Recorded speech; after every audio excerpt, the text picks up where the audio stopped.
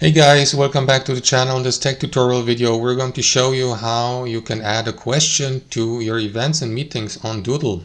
For example, I don't know if you're running a class, for instance, for students, and you would like to gather information about what knowledge they already have in a specific topic or unit. So let us dive into this, guys. So what you want to do is navigate your Doodle account.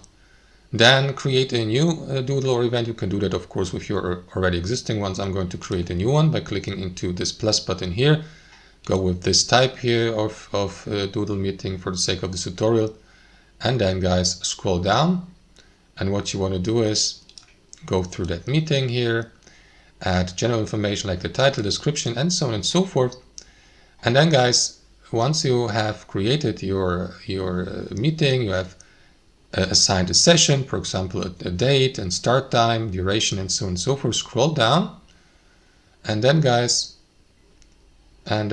you will see this option here, questions to participants. So you can add one by clicking into this button and then set it to required, right? So that your invitees have to answer to that question before accepting the invitation. So for example, I don't know, what is your favorite subject in school or something like that. I don't know.